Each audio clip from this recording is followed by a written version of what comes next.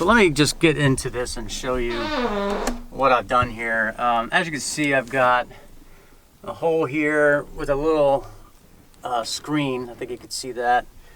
And there's another hole down there and one over there as well with the screen. And on the four corners here I have rivets. And let me show you what goes there. This is just a little low consumption computer exhaust fan, and I have glued little magnets on the four corners there, and it just mounts just like so. I think you know where I'm going with this video. Right up here I installed a female 12 volts plug, and I have it tapped into these little lights here which run off the house batteries, and I fabbed up the plug here. It had a different little pin plug, so that just plugs right on in there, and as you can see now the fan's running. So yeah, I don't know if I need to explain anymore, but obviously what that's doing is the other side of this reflectix is painted black. And so that is basically using the sun as a heat source. A while back I started researching solar heat exchange, and that's what I'm doing here. Now, obviously this is not going to heat up the entire van. And in the summertime I wouldn't want to use this either, so I would just flip this around. But I think every little bit helps, and it is pulling hot air from the bottom there. The air is coming up in between the windshield and the black side of the reflectix, and it's working very well. So that's that. Again, it's just a little experiment. I want to, like I said, been researching the solar heat exchange because when I finally do get the tiny house, I want to install something like that on the tiny house. So this is giving me a little bit of knowledge on what to look for when I install a couple of them, I think, on the tiny house eventually. So it's just my way of getting a little bit of know-how and learning from experience. Now also, I'll show you at the top here, the way this is held up is by magnets. These are rare earth magnets. I have, let's see, 3, 4, 5 of them. They are epoxied in. I used this here, Gorilla epoxy. It seems to be working okay. This is the second day I've had them up there, and they're holding just fine. All right, yeah, so out here I think we can get a better look at it. At the top here, at the same locations where the magnets are located, there are washers installed, and they're just held in place with duct tape. There's a strip of duct tape here, and here. Right sandwiched in between the duct tape and the reflectix is a tiny little steel rod, and that keeps this thing from collapsing down with the weight. Because right here it would want to bend without these metal rods, so that helps support everything and keep it upright. And let's see, as you can see, these little screens here I used to get the shape. I initially used a thin drop cloth plastic. It's almost like a plastic bag, but you know, it's large and thin. And I sprayed the windshield down with some water, and then I just put the drop cloth onto the window, on the outside of the window, and the plastic's so thin that it stuck to the window, and then from the inside I just had lights on, and I was able to trace onto the plastic drop cloth the shape of the window. That's how I got the a pretty damn near perfect cutout here. Now if you're thinking about not necessarily doing all this, but you want to make a nice custom fit Reflectix for your windshield, and you do want to use the magnets to keep it in place, here's something that you need to know. After you get it cut out, and so again, so where I was going with the placement of these washers, I messed up on the first couple. I just put them wherever, and then but the problem is, if you do that, if you want to reverse this thing, they won't line up.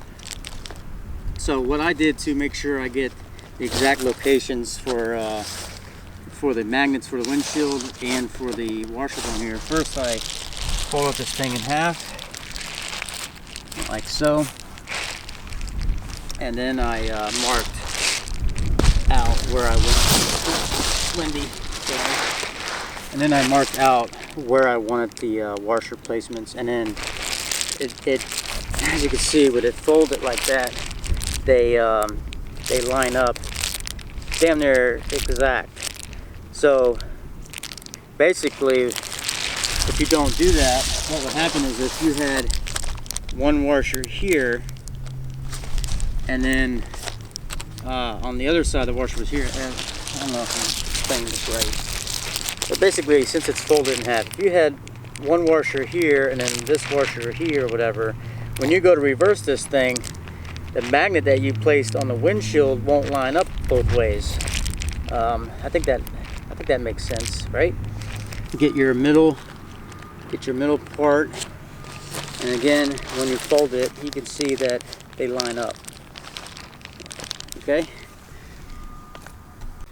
All right, so I wanted to show you another little thing that I cut out and made for the little holes there. You might be thinking, well, at nighttime you don't want that hole there, right? Because people will see the light shining through. I cut out 3 circles, and here's the other one. And on these, you can see right there, I used a little hole punch, cut out the material in 2 locations, and then clear tape on this side, and then black duct tape on that side. And so since I have the black facing out, if I wanted to block that hole, I can use those rivets to hold that in place. And then the bottom I'm not too worried about, because the dash pretty much hides everything. But I do have the other 2 where I could, same thing, I have 2 rivets down here installed, and the magnets will stick to it. But for the most part, I just leave those open, and that's that. So you can see that just pops off of there. Now let me reverse this thing. Alrighty then, so now I have the shade in reverse. So now the black side is facing in. By the way, I guess I should say that I sprayed this with was it that Flexi Dip paint, and that works very well. But as you can see, now that it's flipped over, I'm using the magnets on the other side. And again, if I didn't place those exactly the same location, they wouldn't line up with the magnets that are installed onto the windshield. Because you know what I mean? Because you're flipping this. I now flipped it, so yeah, I think you get the point. All right, so now I guess this kind of gets into like a Q&A thing, but I just kind of want to talk a little bit more about my experiments here, what I'm doing, with this little thing here, experimenting with the with the little computer fan, and just trying to see how I could use the sun's power and warmth to do all kinds of different things. Not only charging up batteries, but also the solar hot water heater experiment I'm trying to do. I get questions. Well, why are you hooking the solar directly to the hot water element? Why not just hook it up to the batteries? And the reason, I guess the main reason for that is because that thing draws quite a bit, and it would deplete the batteries pretty fast. And I don't know. I would think that would, I don't want to overuse my batteries. So I'm thinking with the way of just hooking it up to the solar, it gives me an idea. And again, I'm experimenting on all kinds of different ways to better prepare myself when I do finally get the land that I want and get my tiny house built. And so yeah, so I'm just experimenting with all sorts of different ways to where I can use solar. And I want to get more into wind as well, wind turbines and stuff like that. So, and farming and all kinds of stuff. So, what is it called? Aqua something. I've just recently started getting into that, where they're using fish waste as fertilizer, and it uses 90% less water. Aqua something. I don't know. I can't think of the term for it. Maybe I'll put it in the description. But yeah. So that's why I'm I'm thinking about hooking the solar hot water heater directly to the solar panels, because there's no. I don't think there would be any kind of damage that could be done to anything, the batteries or whatever. The solar panels are just putting in what it can into that element, and the elements are not, they won't be killing the batteries. And again, it's just an experiment. Unfortunately, this winter has been great, so I haven't really had to use it that often. Maybe twice I think I've used it, and those couple times I just plugged in the 120 volt heating element. So, but yeah, I think maybe that might answer your question. Why I'm doing this, why I'm doing that. A lot of it is just experimentation and just trying to. I learn better by performing a task rather than just reading a book or watching videos. I like to dive right in and try to see. For my own eyes and for myself, is this going to work? And I guess maybe that's what I'm doing here on a smaller scale now, rather than putting a lot of energy in the future into a project that may not work. So I don't know if you've ever seen like the show Mythbusters, where they have an idea and they want to do it, but first they run a couple tests on a smaller scale. That way they're not burning up resources and burning up extra time on a project that might not work. So I think maybe that may explain also what I'm doing with a lot of these projects here and there. So there you go. I hope that answers questions. I hope you guys like the little sun visor here project here.